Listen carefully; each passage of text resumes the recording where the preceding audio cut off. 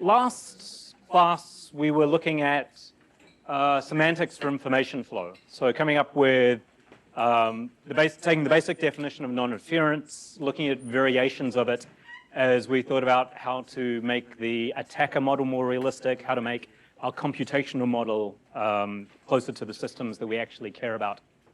Today what we're going to be doing is looking at how we can enforce non-interference in various systems, and then towards the end of today's lecture talking about non-interference and information flow beyond just confidentiality.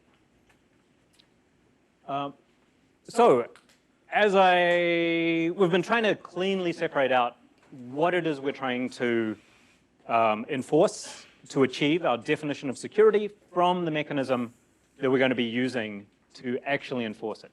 And I know it's very tempting to think about these things, and I really appreciated how a lot of you were going immediately from how do we take that definition and map it to restrictions on the systems we care about. But purely for ideological reasons, wanting to cleanly separate those. But now we get to take a look at how to control the flow of information in these systems. Now there's two dimensions that I want to think about enforcement mechanisms. The granularity of enforcement, as well as the time that enforcement occurs. So by granularity, we are typically either fine-grained or coarse-grained, although to be honest with you, it's a bit of a continuum that we can choose a point along this continuum. Coarse-grained mechanisms are tracking information flow at the level of computational containers. Now, what exactly computational containers are, you kind of get to choose with respect to your enforcement mechanism. You can think about them as being operating system level processes, if you want, in which case you might be using operating system level mechanisms to track and control the flow. From a programming language perspective, we might want to use language abstractions to come up with computational containers, in which case they might be, let's say, objects within an object-oriented language, or modules, or functions, or finer grained, such as just creating a local block scope within some computation and saying that this is a container, at which I'm going to track information flow. By contrast, fine-grained mechanisms are tracking information flow typically at the level of values or variables, that is, containers for storing values in, such as local variables, memory locations, and so on.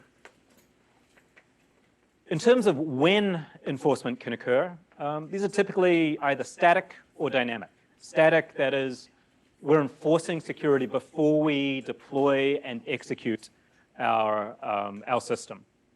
By contrast, dynamic mechanisms do it at runtime. And of course, there are the standard trade-offs between static and dynamic mechanisms. On the plus side, for static mechanisms, you actually achieve these security guarantees before you've ever deployed the program.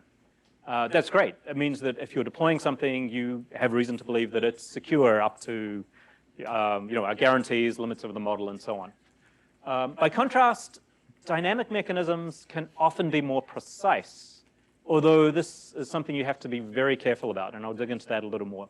The idea being that at runtime, maybe you have more information available and can more precisely enforce the property that you care about. There are hybrid mechanisms that I won't really go into that combine static and dynamic approaches. So what we're going to be looking at in the first part of today's lecture is a variety of enforcement mechanisms. I will be doing this through a lot of examples. I apologize, you will not be seeing any proofs, but hopefully you'll be getting the intuition behind these ideas that would let you go and read up and understand proofs or work on them yourselves. So we're going to look at a security type system. So it's a type system, it's static, and it's going to be fine-grained. We're going to be tracking information at the level of values and variables. We'll also see a fine-grained dynamic mechanism, an information security monitor, as well as a coarse-grained dynamic mechanism. Okay, so jumping into a security-typed language, where we have a type system to enforce information flow.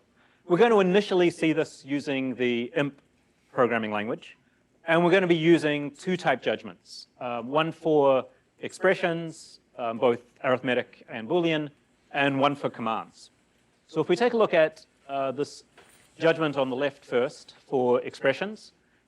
We have a labeled type for our expression. So here tau is ranging over the types we have in imp, which is just going to be int and bool, and L is going to be drawn from some set of security levels, labels that we talked about yesterday.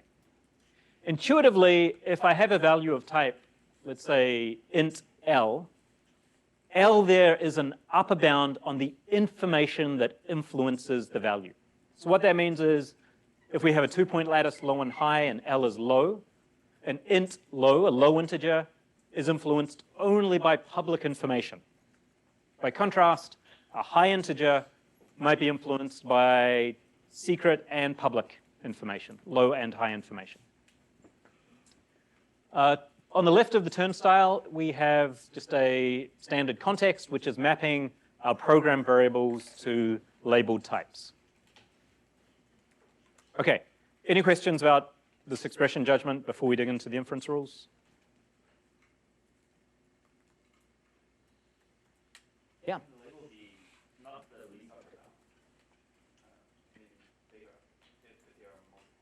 The label, great question. The label is going to be an upper bound on the information that influences the value. It might be to our benefit to try and keep those labels as small as possible so that those upper bounds are precise, because that will allow us to type more programs. Right? But there's no requirement that it really is the least upper bound. And in general, it's a type system. It's going to be conservative. So it may be that we mark something as being a high security integer when in reality its value is influenced only by low security information. Thanks for the question. Okay, so let's take a look at some of the inference rules. So first of all, for our values, so our literals, integers, true and false, we're going to give them the bottom label. Bottom here is meant to be the least element of our flow ordering. And this is really reflecting the idea that if we have a literal appearing in a program, we're kind of assuming that the program is public information, that the adversary and everyone else knows it. And as a result, we're labeling it as public. There are no restrictions on its use. Variables over here, the type of a variable is just whatever the context tells us it is. Let's take a look at addition, A1 plus A2. So in our premises, we require A1 and A2 to be integers. L1 and L2 are going to be upper bounds on the information that influences the result of A1 and A2 respectively. Okay. So an appropriate label for the expression, A1 plus A2, is going to be an upper bound of those sub-expressions. Right? If I add a low security integer and a high security integer together, the result has been influenced by both low and high security information. So high is an appropriate label on it. And so here we see as a side condition that our label L on the result is just going to be the join of L1 and L2, an upper bound of L1 and L2. And here we see, yeah, let's be as precise as we can. Let's make L the least upper bound as opposed to an arbitrary upper bound. But to be honest with you, these are not an algorithmic version of the typing rules. Comparison here, I'm sorry, that should type copy-paste error, that should be a bool. But the, sorry, down here, this should be a Boolean. L, A1 and A2 are integer expressions, but it's the same idea. The label on the result is the join of the label of the sub-expressions. We started off with a nice easy relation. Any questions about this one? Yeah? Does the things in the context also have labels? Yes, the context is mapping variables to labeled types. So here we see, yeah, this will be tau sub L for some tau and L. Thanks.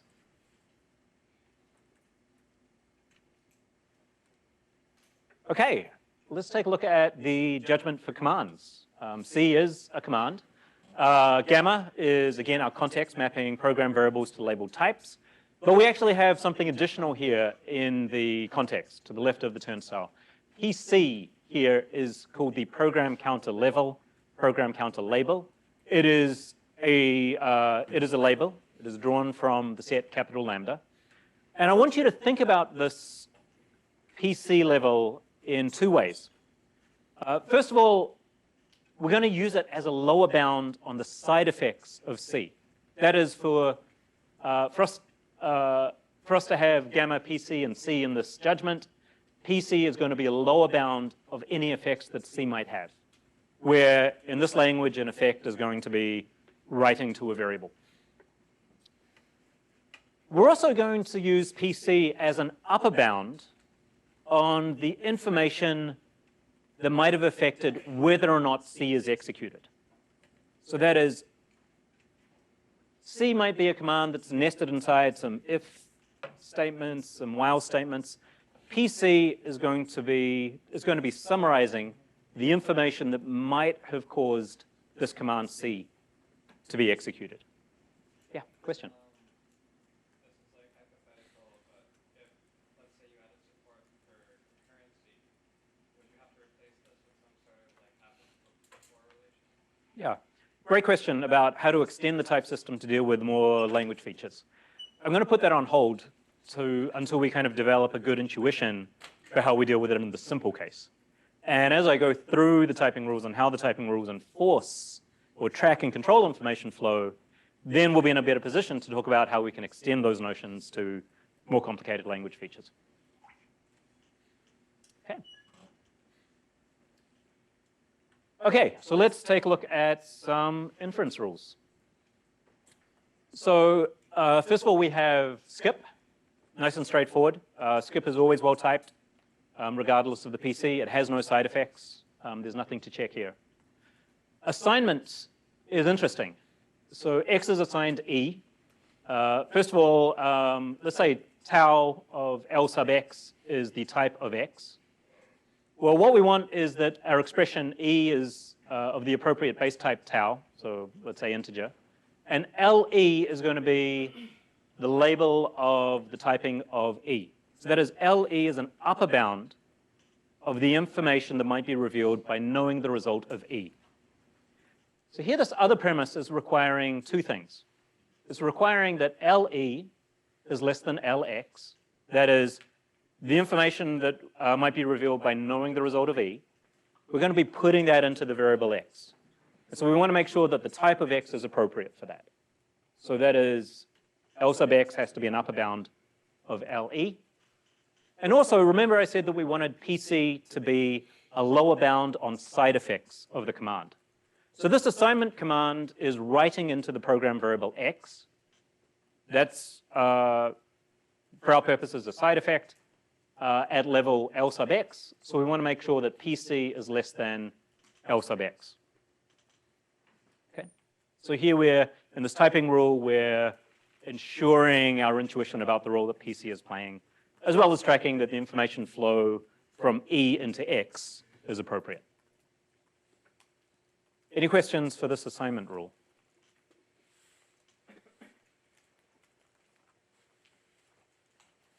Yeah. You said that PC is also supposed to be like a lower bound on any inputs.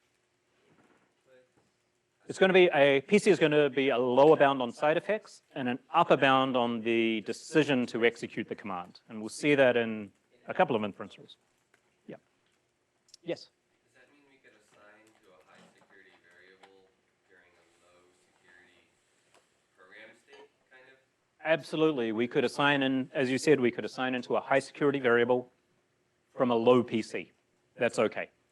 A low PC means that it's, the decision to execute this command is public. Maybe it's the first command in the program. There's no if statements or anything. And low would be a lower bound of the side effect, which is the side effect at high. We'll see some examples to solidify our intuition. Yeah, one more question and I'll go on. Maybe this was handled just now, but just to be clear, how does PC get its levels? Right down here in this inference rule. So we'll get there. Let's jump to that right now. Actually, let's look at the if rule. To type if B, then C1 else C2. So first of all, let's type check the the test B, it's going to be a Boolean with some security level L. Right? So L is going to be an upper bound on the information that's revealed by knowing, that might be revealed by knowing the result of B. Now, the result of B is going to influence whether we execute C1 or C2. So you can see here in our premise where we're checking, type checking C1 and C2, we do so where the PC has been increased to PC join L. So that is the information that's affecting whether or not we want to execute C1 or C2. Well, that's going to be PC, the information that influences whether to execute the if statement, combined with the information revealed by that test expression B, which is level L. So PC join L is an appropriate PC for us to type check the subcommands C1 and C2. So this is how we're using the PC to understand the decision to execute a command. What information might that reveal? Okay, so we're seeing it right here in this premise. I think these are one of the sort of apparently simple things that are quite subtle. There's sort of a lot going on here, a lot of intuition to get your head around, even as it's just a handful of inference rules with a few premises. Yeah, question? It looks like, depending on what branch of the if is taken, that leaks information about what B was stored inside the text must not leak any more, or not leak anymore. That is correct. We'll see some examples, but yes, the decision about whether to execute C1 or C2 has been influenced by L as well as PC.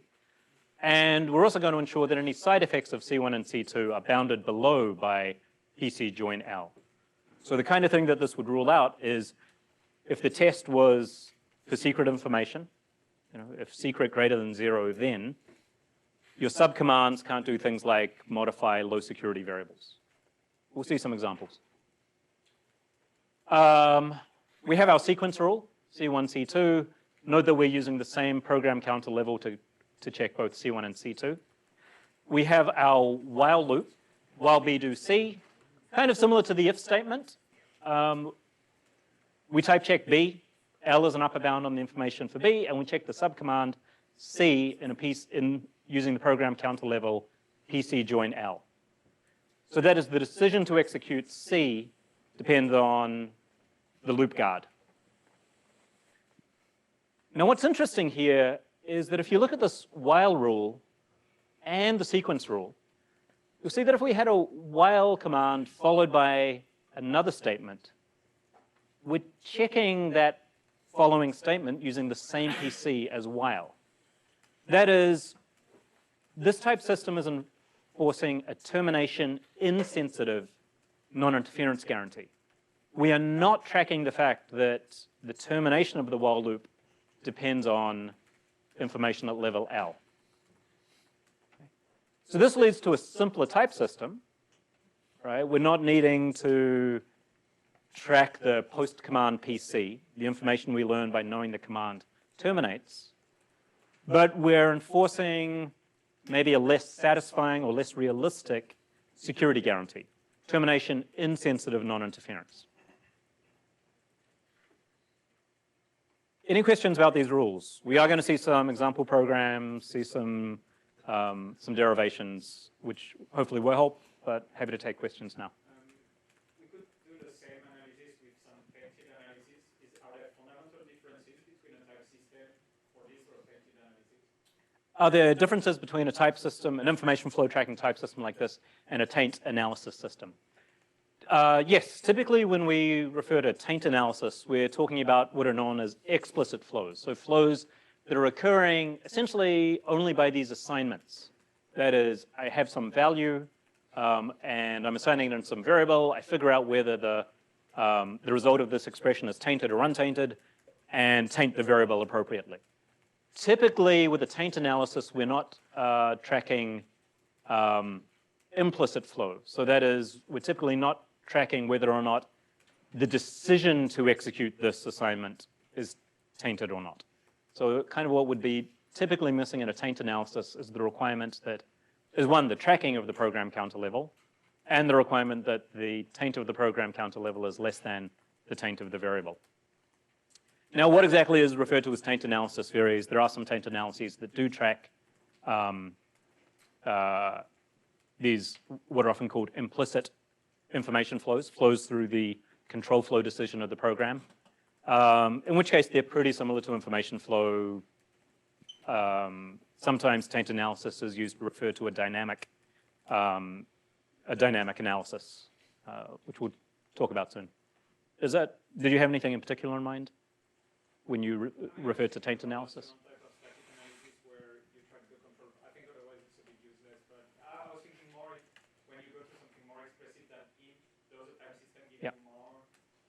Yeah. Yeah. After we got some of these concepts down, we'll look at a type system for functional programming language. So that might help. Yeah. Can I view this equivalently as some sort of abstract interpretation thing where your PC is like some sort of abstract domain, very, very abstract domain? Sure, if you want to. Yeah, I mean, there is a pretty well demonstrated equivalence between abstract interpretation and type checking and various data flow analyses. So yes, you can interpret, I think, almost every type system as some kind of abstract interpretation. Even like substructural? Great question. Bit of a tangent from here. Happy to talk about it offline. Cool. Yeah. So it seems that the PC is a lower bound on the variables that we can refer to in the program on the right. But then this makes sense from like a confidentiality perspective, but maybe from an integrity perspective, one might want to focus on confidentiality for the moment, please. We'll look at integrity in a bit. Yeah. Cool. Just going to disentangle the intuition for tracking information flow from the intuition for integrity, which yeah. Yeah.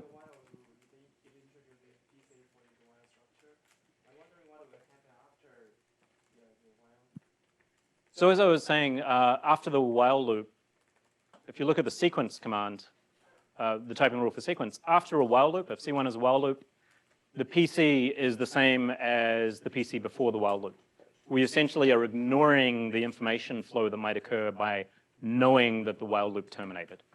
You can have, of course, more expressive type systems that allow tracking of a post-PC. What is the program counter level after a command terminates? That would let you enforce termination sensitive non-interference.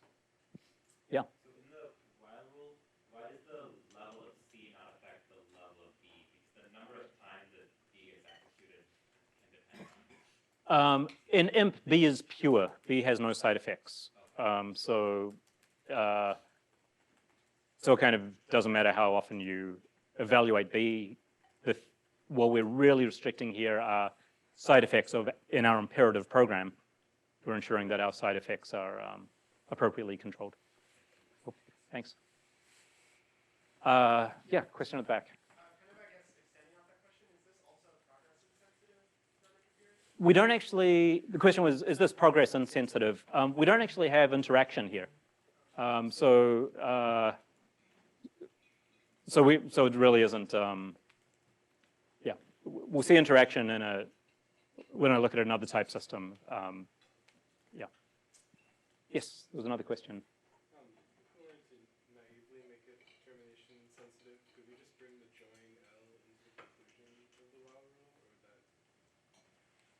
would that? So could we bring the join L into the conclusion of the while rule? Yes, we could, but we'd need a different judgment. Because there's nothing here to kind of indicate what we should use for the PC after a command.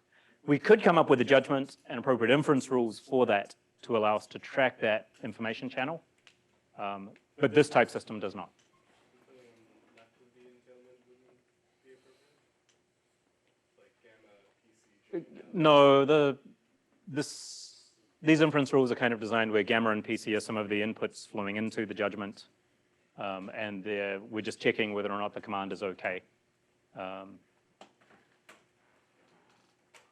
Okay. All right, let's take a look at some examples, which will help us see these inference rules in action. So here's a very simple program. Sec equals pub plus 42.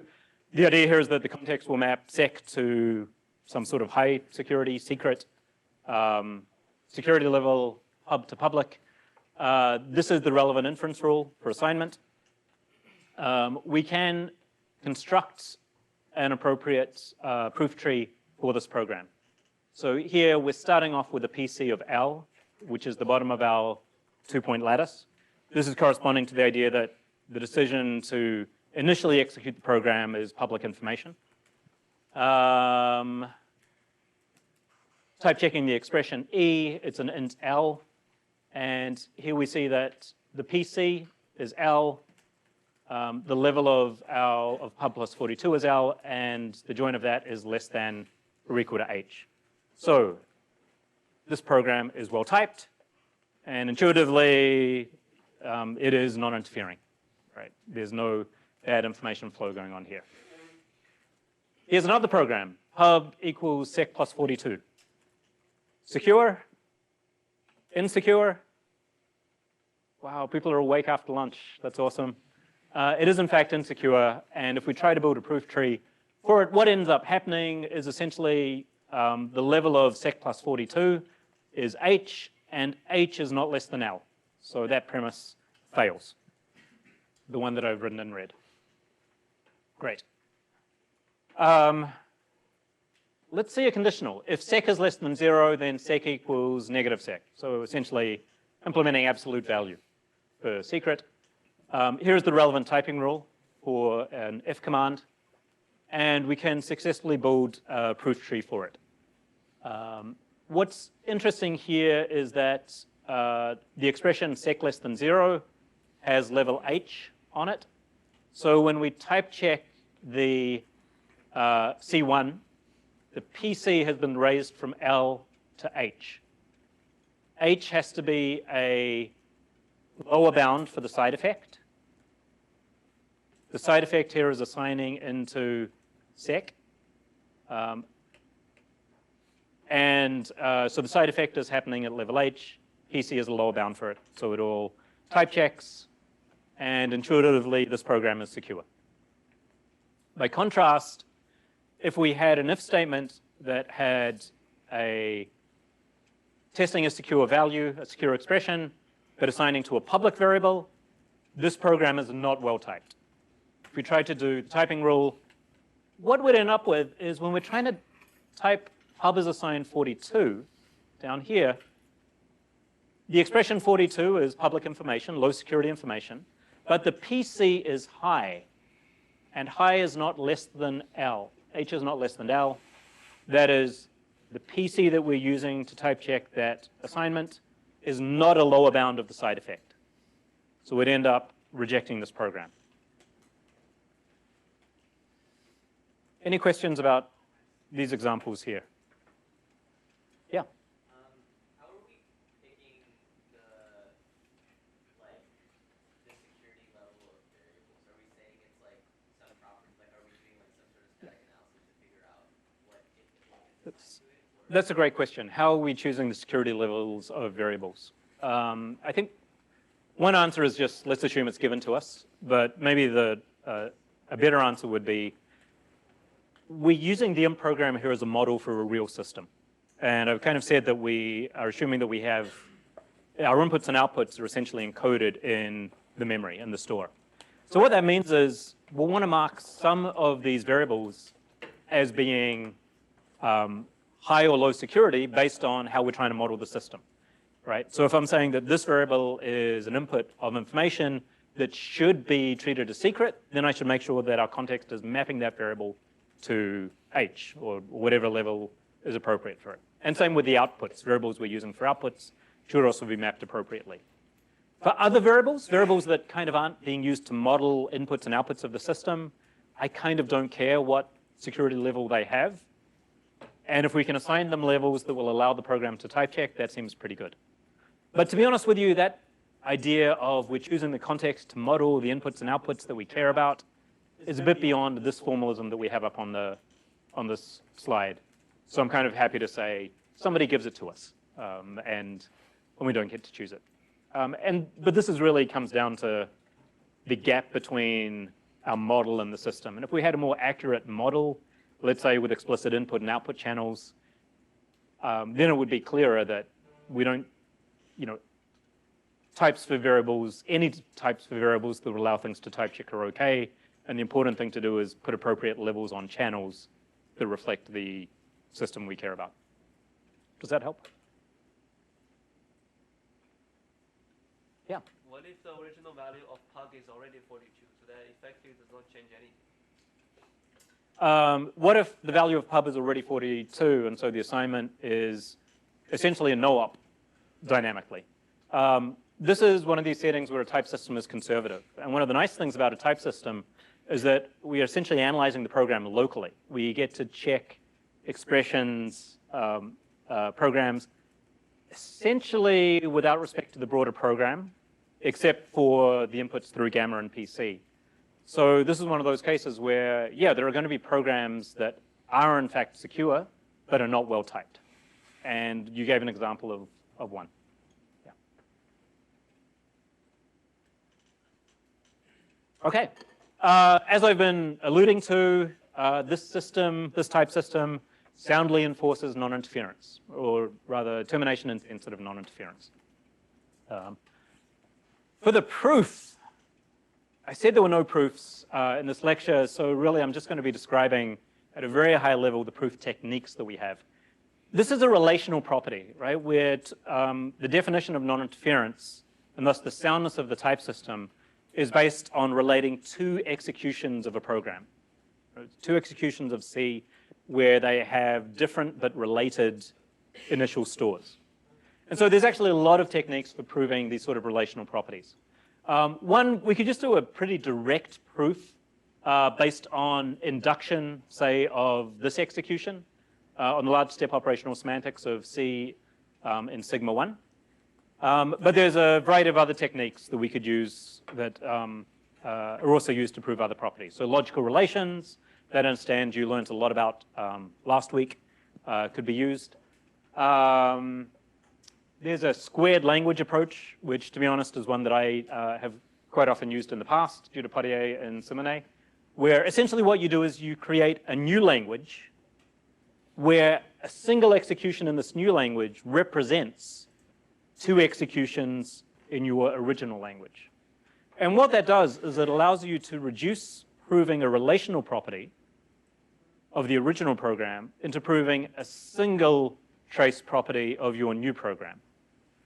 So that technique can be done by the squared approach, inventing a new language, but the same idea can also apply to what's known as self-composition, taking in command C and composing it with itself with appropriately renamed variables, and then using whatever technique you want to reason about single program execution, to reason about C followed by a copy of C, to reason about a relational property. Okay, any questions at the moment about IMP, my incredibly vague and hand-wavy proof notions, proof techniques?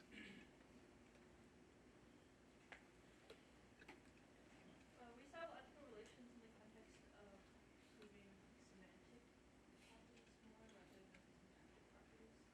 So if you were to use logical relations in this case, where it's Well, I think at least with some of the logical relations you might have seen, the logical relations were indexed by type, and that you were using that to prove essentially some sort of type soundness, that you get a semantic property, and the semantic property you get is going to be in some ways dependent on the type. Would be doing something similar here. Would be showing that coming up with the logical relations that would be standard way to do it is using the types, and then phrasing the semantic guarantee that we want essentially as this invariant based on the types. So that when we finish our logical relations proof, the actual semantic property we care about is implied by it. Yeah? Is this, the squared language approach, does this work for any two hyperproperty, or is it specific to non-interference? I guess I'd be hesitant to say it works for any two hyper safety property, but it's along the lines of if you could use a type system to prove any safety property, which I don't actually know if that's true, But the idea of reducing a two hypersafety property into a safety property in this extended language, that idea holds. And so if you can come up with a type system to prove this new safety property in the language, then yeah, that approach should work. I don't know, I'd be hesitant to make claims about everything that the technique could be used to prove. Cool, thanks. Yeah? For the logical relations approach to this non-interference theorem, do you need to have, say, like a security level indexed logical relation? Or It's been a while since I looked at it, but yes. I believe you would need your logical relations be indexed by labeled types. Yeah. Yeah. Well, actually, do you have an example for the logical relations? I do not have an example for the logical relations, but please post on Slack and I'll point you to some proofs that use logical relations for it. Okay. In the interest of time, let me move on. And let's take a look at a functional programming language and a type system for that, where, of course, the most interesting thing will be our first-class functions.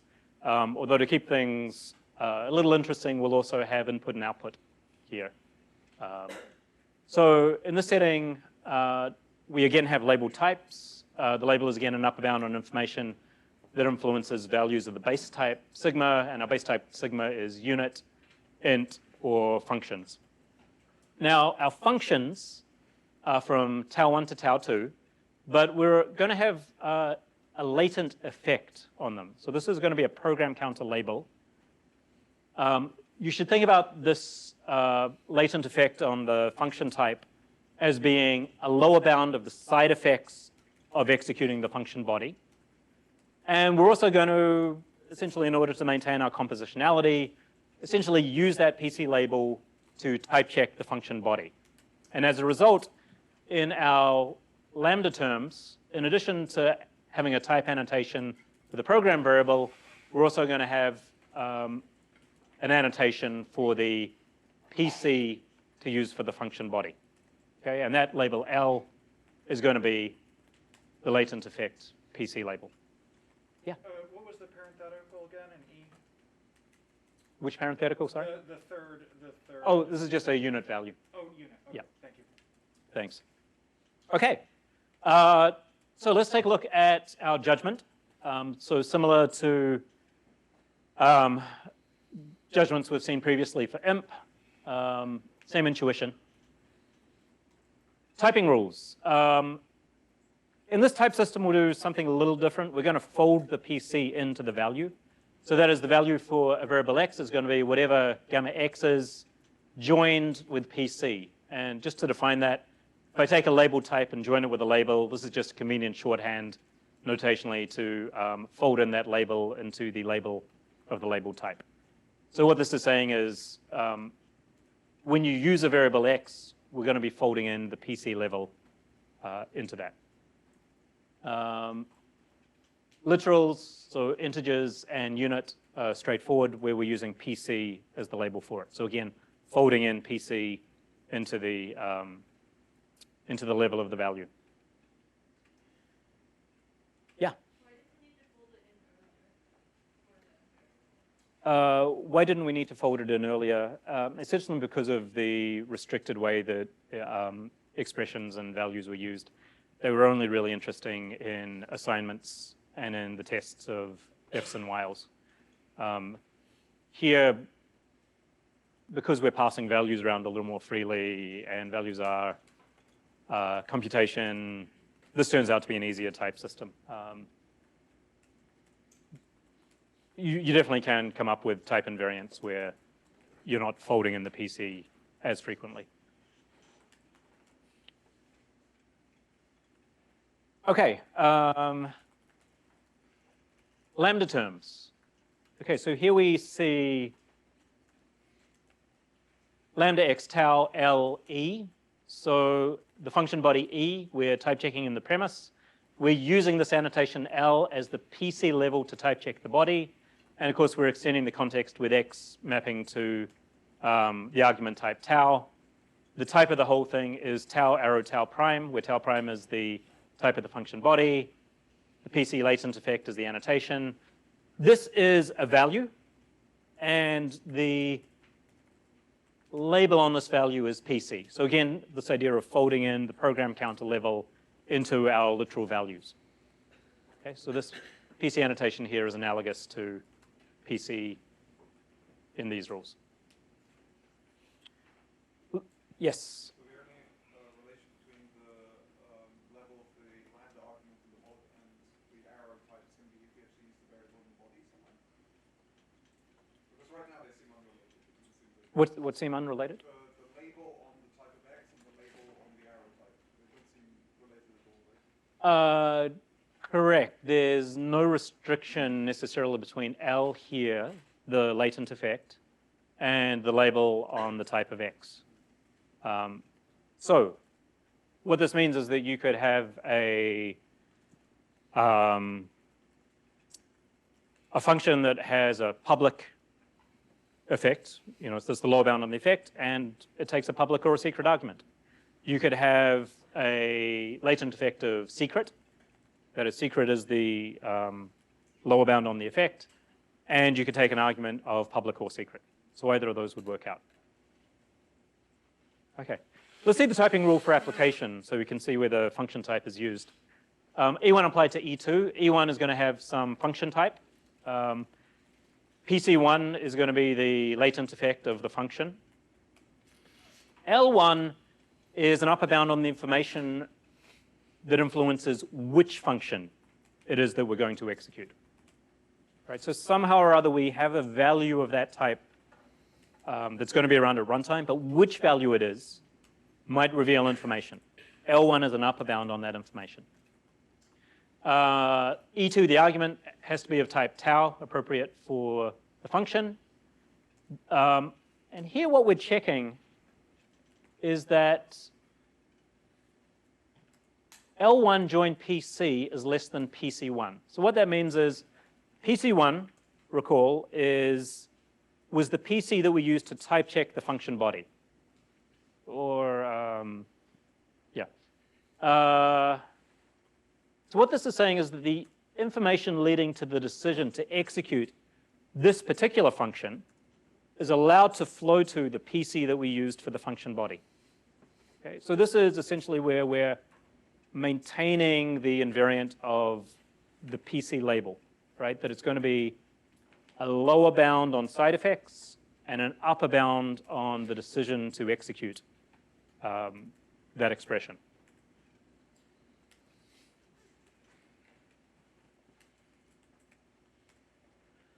Any questions about this rule?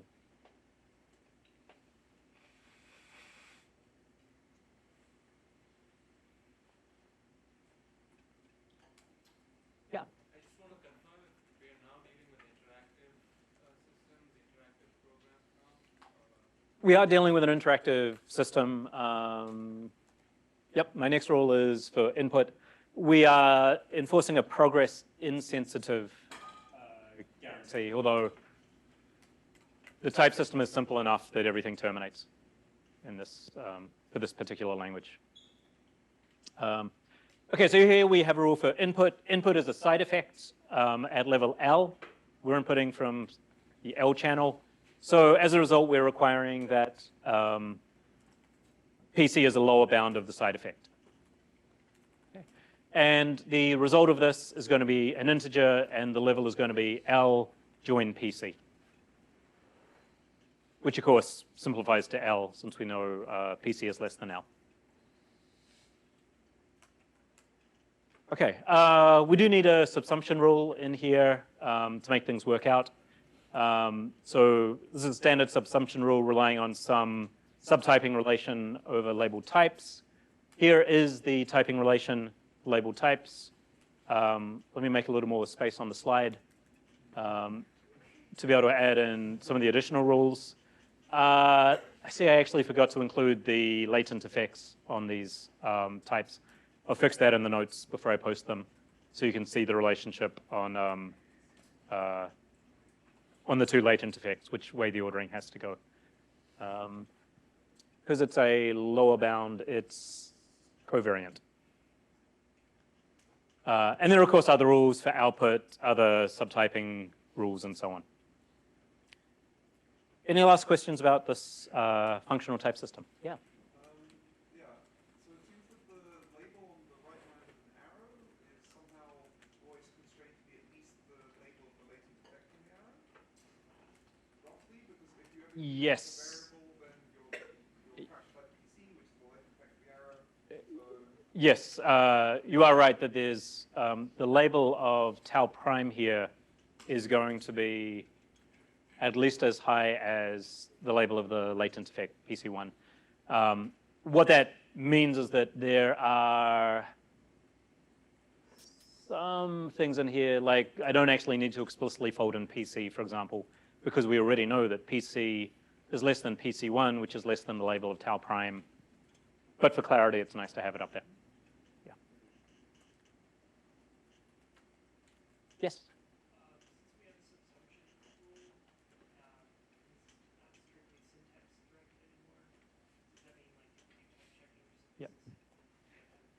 Yes, you can come up with algorithmic versions of this that of these typing rules that will allow you to efficiently find the appropriate places to insert these checks.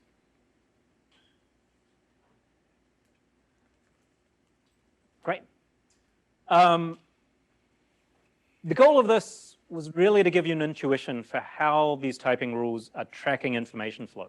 This idea that wherever you have a flow in your system that you're wanting to account for in your security guarantee, you need to be tracking that. And we're seeing that here in the premises that are essentially checking these flow relations.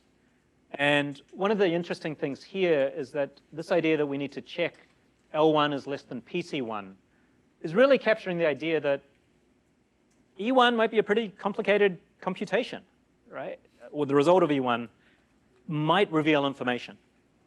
And so you imagine if you were encoding conditionals, you know, Booleans and if expressions into this language, well, that's kind of where that label L1 would be the choice of the Boolean. And that's sort of where we're tracking information. And if you add more features to your language, the ideas that we're seeing in the simple type system would need to be carried through for these new features. You can imagine having references, and then you'd need to be tracking flow into and out of references appropriately and soundly. Tracking exceptions is kind of a generalization of the PC level. Now, instead of having one PC level, you might need to be thinking about the different ways that a expression can terminate and tracking the information associated with those different ways of terminating. You can add more interesting features that are specific to information flow, such as first-class labels, for example, in which case you'll head towards something that looks some kind of dependent type system where the security level of a variable might depend on a runtime value. Okay, I'm going to zoom through dynamic enforcement relatively quickly. The key idea of dynamic enforcement is that we're monitoring and restricting execution at runtime. What's interesting there is that our enforcement mechanism, because it's happening at runtime, it might modify or affect program behavior. So the monitor itself, or the mechanism itself, might be an information channel. So what that means is that the mechanism for dynamically tracking information flow needs to also make sure it's tracking information flow that it might be introducing. So if the monitor decides to intervene in the execution or modify the execution, that might itself reveal information. And you may or may not want to be tracking that potential information flow. Let me give you, through some examples, some intuition for what's going on with dynamic information flow tracking, but I'll be zooming through it relatively fast. So here we have a program, simple sequence of assignments. The idea is that we're going to be executing this program inside a reference monitor. So I have here a sloth referee who's kind of, think of it as checking the execution of it, making sure that each step is okay. This reference monitor is going to be tracking some state, beyond the state that would normally be kept in the program. So in particular, we're going to be having a program counter level. This will turn out to be a stack instead of just a single level. And for each variable, we're going to be mapping that to a security level. So you can imagine this program executing. We get up to each statement. Sec is assigned pub plus 42. What the reference monitor is doing is essentially taking those restrictions from the typing judgments we saw previously, but checking them at runtime. So what that means is the reference monitor will be saying, hey, let's look at pub plus 42, that expression. What's the security level of that? And if I take that and join it with the current level of PC, is that allowed to flow into the security level of sec, the variable we're assigning into?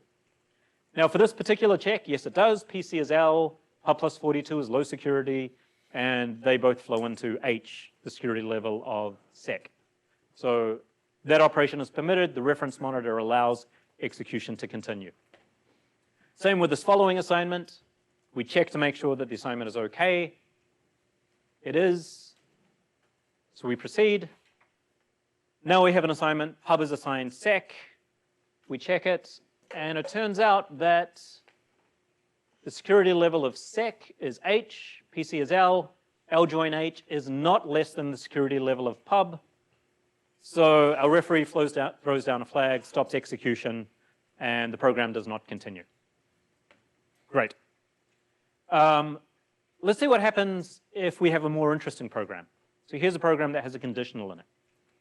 So we're going along and executing if sec is greater than 0. So we evaluate sec is greater than 0. What we actually do here is get the security level of the test, which is H. It's comparing the secure variable. And what we're going to do is essentially push it onto our PC level stack. Right? So that is, we're going to be recording the fact that right now we are in a high security context. The code we're executing depends on secret information. And we proceed into the appropriate branch. So here, the assignment sec is assigned 42. That check proceeds as normal, where we're checking. Now our PC, though, is H join L, joining all the elements of our stack. Join L, security level of 42. That is allowed to flow into the security level of H. So this statement is OK and would proceed as normal. Great. Here's a similar program, a conditional, but now we're going to have a bad assignment inside the conditional. So again, we would check the conditional, push the security level onto the stack. When we check this assignment, pub is assigned 42, this should be rejected because there is information flow from secret information into pub, and we're tracking that information flow via the program counter. So here our program counter, PC, is H join L, and that is not allowed to flow to the security level of pub. Great. Okay, so this is an intuition for what the reference monitor is doing. A natural extension of this, to be a little more permissive, is to be flow sensitive. That is to allow the security context to change as the program executes. That is the mapping from variables to security levels. Why not allow it to change as we go along? We're comfortable with dynamically typed systems, where dynamically typed languages, where the value stored in a variable, the type of it, might be different at different points in the program. This doesn't actually add much expressiveness beyond what you can do with a type system. You can actually have flow-sensitive type systems. The benefit is, of course, is that we accept more programs. So to see an example of that, what we're going to do here is allow the program variable X, its security level, to change over time. So it starts off at L. We execute it. Now, instead of rejecting this program by saying, the expression we're assigning into X is high security and X is low security, what we do instead is we simply change the security level of X to H, and we're able to keep going. And so our metadata that we're storing here is still a correct tracking of information. It's just that we're being more permissive in what's going on. And when we assign X a new value later on to 0 to public information, fantastic. We're going to be able to change the security level in the X from H to L and keep on going. So that's great. There is a bit of a problem, and we keep going and do whatever we're going to do. There is a bit of a problem. So let's take a look at this program. If sec is greater than 0, then x is assigned 1, output x to L. So if we imagine executing this program, sec is greater than 0, we increase our PC level. Let's suppose that it evaluates to true. Awesome. We go in, x is assigned 1, we increase the value of security level of x to high, and when we attempt to output x to L, fantastic, we reject this program. Right? We reject this execution, rather, right, as illegal. So that's great. The problem is, what if the conditional had evaluated to false? Okay, let's go through and see what had happened. So same program, going back to the beginning, where x is assigned to L. If this conditional had evaluated to false, our else branch is skip.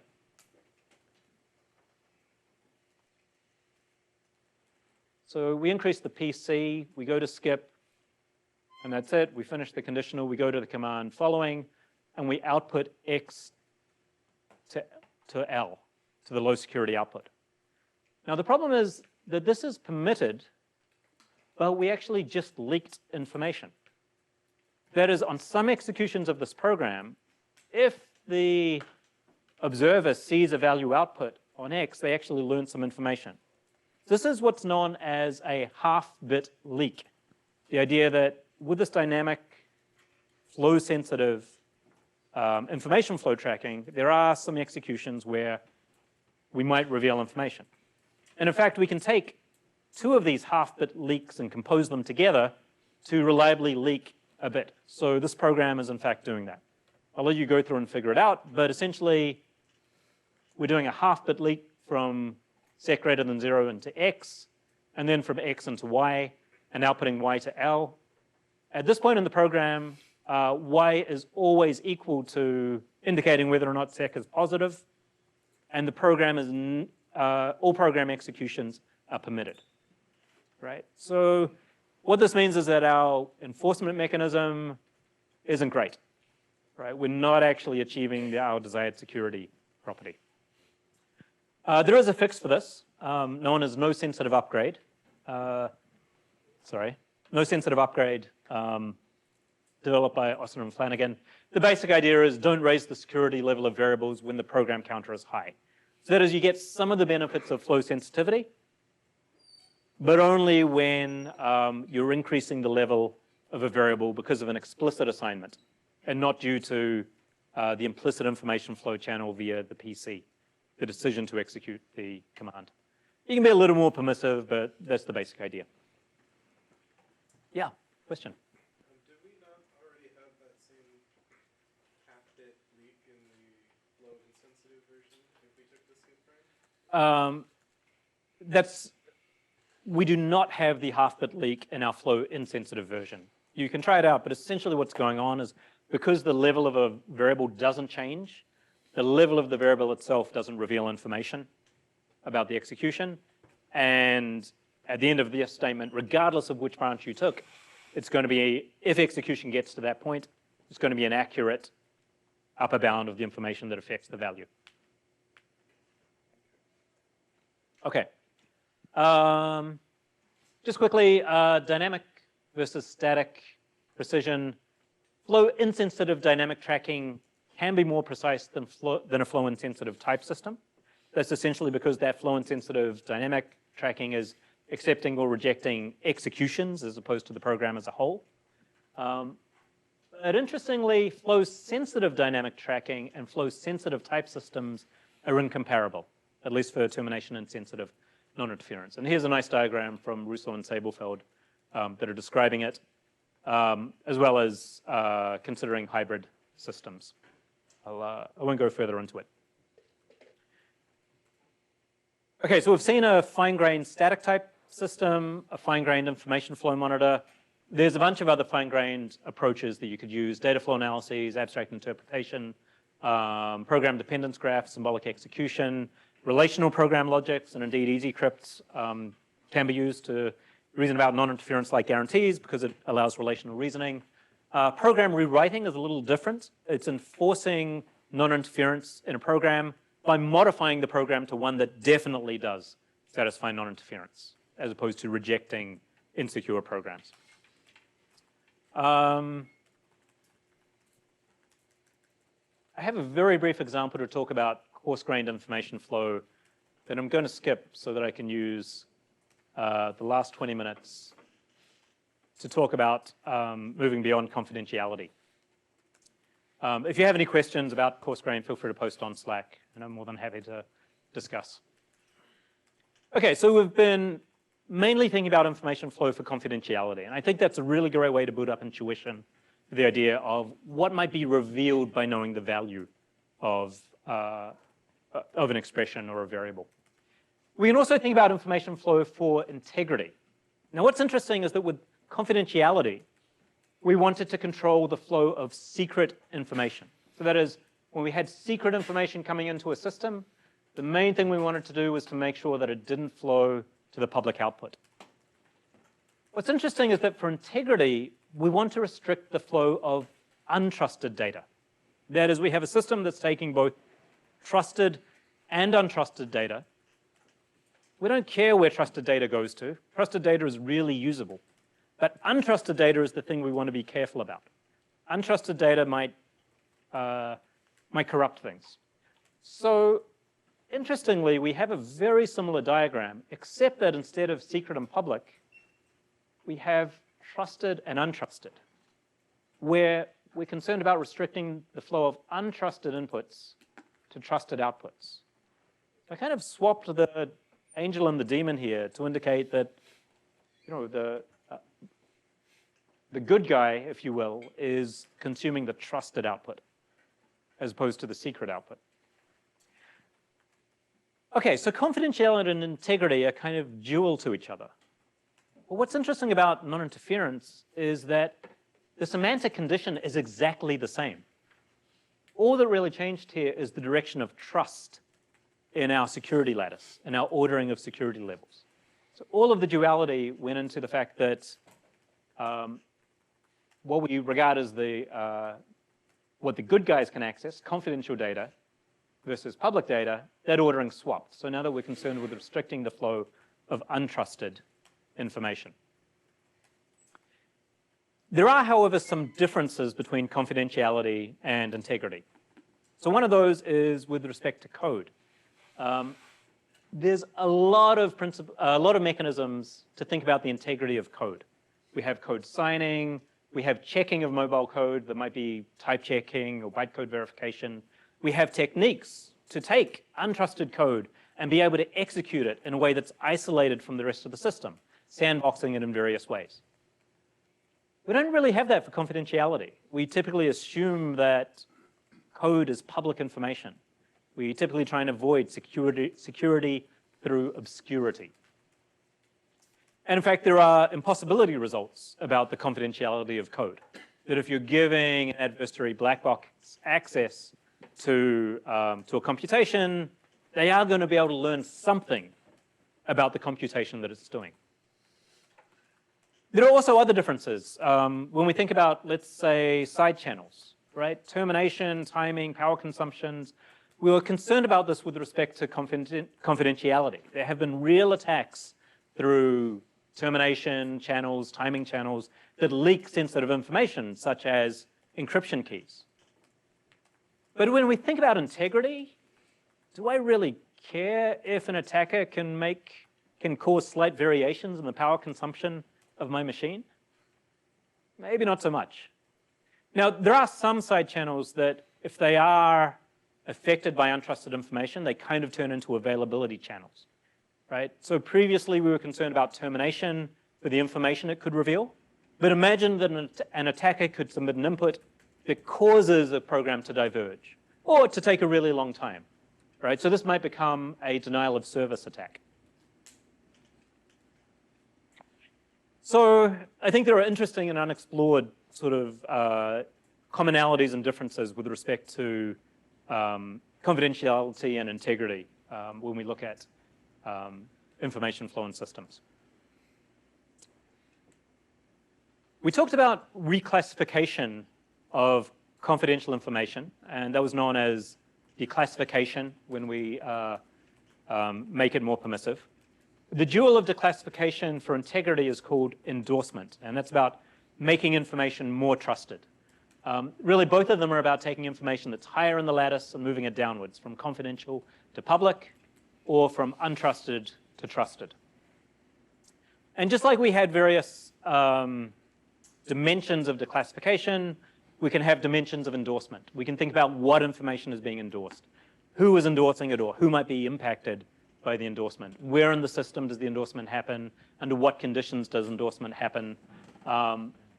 Quantitatively, we can think about how much information is being, well, it turns out that there's actually two kinds of ways we can think about measuring the integrity of information. We can think about contamination and suppression. So contamination is the idea of, if I have some trusted output, how much of that trusted output has been contaminated by untrusted input, right? So that's analogous to leaking confidential information. In our public outputs, how much confidential information is being revealed. However, there's also a notion of suppression. That is, how much trusted input failed to make it through to the trusted output. And that is something that doesn't really have a dual in confidentiality. We don't really typically care for confidentiality how much public information was used to compute the public output. But with respect to integrity, that's often quite important. If we're trying to, let's say, compute the average salary of employees, and we ignore all employees except one, right? We're suppressing a whole lot of the trusted input. And as a result, our output is not as trustworthy as it was, as it should be. Okay, so we've talked about confidentiality, we've talked about integrity. What's actually really interesting is how they interact with each other. Because we typically have systems where we care about both of these things, both the confidentiality and the trustworthiness of the data that's being manipulated. So we can actually combine, if we have a lattice for confidentiality and a lattice for integrity, we can combine them into a single lattice in a straightforward way, just taking the cross product of them. So for example, if we had these two-point lattices, confidential and public, untrusted and trusted, this is what the cross product would look like, and we can come up with an appropriate ordering for them that uses both confidentiality and integrity. And so here we can see that in this lattice, the way I've laid it out, kind of moving from left to right increases integrity from untrusted to trusted, and moving upwards in the lattice, moving vertically is from increasing confidentiality. And so we kind of see that the most usable information is public and trusted information, and the kind of toxic information that nobody wants to use, that you can't really use in any way at all, is secret and untrusted information. So this is information that contains confidential things, but you can't really rely on it. It might have been corrupted. We can, of course, have more interesting confidentiality and integrity lattices. So here, for example, we might have a confidentiality lattice that is telling us who can read information. So most public is everyone can read it. In this case, Alice, Bob, and Charlie. Top of the lattice, no one can read it. And for our integrity levels, maybe we're talking about who can write or who has influenced information. Where most trusted is none of Alice, Bob, or Charlie has influenced information. At the top, all of them have. Okay. We wanted to talk about the interaction between confidentiality and integrity. So let's take a look at this program, which is declassifying some information. Okay, it's got two secrets, secret 1 and secret 2. And here it is declassifying X, which was assigned to secret 1. Suppose, though, that the attacker is able to influence the execution of this program, and in particular influence which secret is going to be declassified. Maybe they're able to provide some code that runs in the system, or maybe there's some code that already exists in the system that they're able to influence. So here I'm expressing that as if low input, then X equals secret 1, else X equals secret 2. The basic idea is that the attacker is getting to choose which of these two secrets is being declassified. Now this is bad if our intent was that only secret 1 should have been declassified. So what's going on here is that the attacker is using an existing declassification channel or mechanism, but using it to declassify inappropriate information. So this is known as a laundering attack, right? Taking secret information that should remain secret, but getting the system to declassify it anyway. This is bad, right? We want to, if we want to treat information appropriately in our system, we want to somehow rule out these kinds of laundering attacks. What's really interesting here is that what's going on is that it's the interaction of confidentiality, which secret information we're declassifying, combined with integrity, the fact that the attacker can influence the choice of which secret to declassify. So Steve Zanzwick, way back when in the pre-dawn of time, before even OPLSS had really kicked up, came up with the idea of robust declassification. The idea here is that an active attacker, that is an attacker who's able to provide low integrity inputs and maybe influence the execution of the machine, they should not be able to learn more than a passive attacker, an attacker who does not provide any input into the system. So what that means, this idea of robust declassification, which is a beautifully simple and intuitive idea, what it means is that the data that we're going to declassify, and also the decision to declassify it, should be trusted information, should be high integrity. Okay, so that's, so this is kind of the idea to how we go about enforcing the semantic guarantee of robust declassification that I'm not presenting formally. The definition can get a little intricate and technical, but the high-level idea is kind of clear, right? That what a passive adversary learns should really be the same as what an active adversary learns. Okay, so let's take a look at a typing rule to enforce robust declassification. We're going to do it initially for a very simple lattice, and then sort of see how to generalize it. First of all, let me give you the typing rule for assignment, for reference, because we're going to be looking at a typing rule for declassification, which is going to look pretty similar. I'm going to slightly rewrite this premise here for assignment to just split out this into two checks. LE join PC less than LX. This is equivalent to having these two checks separately. Okay? So with this rule for assignment, let's take a look at a rule for declassification. Let's build it up. So our declassification, X is assigned to classify E. So again, we'll type check as a premise our expression E, and L from is going to be the security level of our expression E. This is the level of information that we're wanting to declassify from. So this will typically be secret. And we want to declassify it to L2, public information. Okay? So first of all, we want to make sure that PC is less than L2. That's just making sure that the decision to execute this declassify is public information. We're not worried about implicit flows happening as a result of the declassification. This is just to simplify our reasoning. Okay, let's consider doing this in this lattice, right? This simple 4-point lattice that combines confidentiality and integrity. Our intuition was that we wanted to make sure that the decision to declassify was trusted. So that is, we want to make sure that PC is less than secret trusted, right? Meaning it's going to be trusted. Being less than secret trusted means the integrity component is always going to be trusted. We also wanted to make sure that the data that we're declassifying is trusted information. So there we're going to make sure that L from is also less than secret trusted. And we're going to add another premise, which is just making sure that the integrity of L from and L2 is the same. And that's just making sure that we're really doing a declassification here. We're not accidentally doing an endorsement. Okay? That is, we're only modifying the confidentiality level. Okay, so this inference rule for declassification is capturing this idea that the decision to declassify and the data to declassify is trusted information. But it's kind of baking in this really simple lattice here. So let's take a look at doing this for a more interesting lattice. And let's do it for the reader-writer confidentiality and integrity lattice.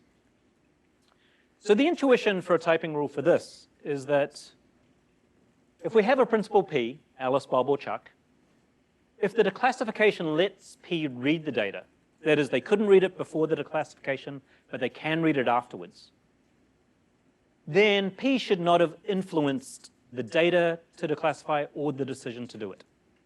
Right? So this is still capturing the same idea, but really just taking a look at it from the perspective of an arbitrary principal P. Right? If, with respect to P is our line between public and secret, then P should not have influenced the data. So we can express that in terms of the readers and the writers of a label. So for, for principal P, if P is in the readers of L2 minus the readers of L from, that is, if this declassification is letting them read information they couldn't read before, then they should not have influenced the data that we are declassifying. I can rewrite this slightly to say if P is in the reader set L2, then either P could already read it or they didn't influence it. This is equivalent, just rewriting that set difference. Now we can express the same restriction as the following set inequality, that the readers of L from have to be a superset of the readers of L2 intersect the writers of L from. But our ordering in our confidentiality lattice was really just this superset relation, so we can express that as a confidentiality restriction. Or lift that up to our cross-product lattice if we had this sort of magic operation that allowed us to convert writers to readers of L from. So this is kind of, this operation here is where we're taking the integrity of L from, the writers of L from, and putting it into a form where we can compare it with the readers, look at it at the confidentiality level. But with this derivation, we can actually come up with an inference rule to restrict, to enforce robust declassification for this more general lattice. But the ideas are exactly the same, right? Here we're making sure that the decision to declassify is trusted. Here we're making sure that the data to declassify is trusted. And the other premises are exactly the same. So that's pretty cool, right? We're able to have this relatively straightforward rule that allows us to enforce a pretty strong notion of declassification. What about endorsement? So the equivalent of robust declassification for integrity is actually known as transparent endorsement, developed pretty recently by Ethan Cicchetti and others.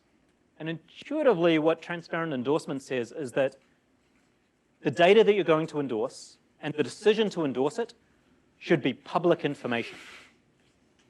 Right? So that really is just swapping the role of confidentiality and integrity for robust declassification, but doing so for transparent endorsement. And then essentially, if you take the intersection of these two properties, robust declassification and transparent endorsement, you get a form, a semantic security guarantee known as non-malleable information flow. And this is actually really interesting. The title, the name of that non-malleable information flow was chosen deliberately because it really does have correspondences with cryptographic guarantees about non-malleability of ciphertexts. The idea that you might have confidential information that is encrypted and you want it to be non-malleable. You don't want an adversary who can't decrypt it to be able to modify the value in there. Right? So again, there are very tight connections with confidentiality, integrity, cryptography, language-based approaches, and so on. I want to wrap up this section on information flow just by making one brief comment. Really, at its core, non-interference is about dependency, or typically the absence of dependency, independence. Right? A lot of the semantic security guarantees are about making sure that secret information doesn't flow to public. And our enforcement mechanisms are really about tracking this in possibly compositional ways and ideally efficient ways, be they static or dynamic. But you can actually use these ideas of reasoning about independence in a number of different settings. Some that spring to mind are Martina Bardi developed a core calculus of dependency that was used not only to capture non-interference-like guarantees, but the same setting and analyses could be used for binding time analysis. That is, to figure out which expressions could be evaluated, let's say, during compilation, and which had to be delayed until runtime, right? And the enforcement mechanism of essentially tracking dependencies was the same. Program slicing, understanding which parts of a program a result might depend on, is similar.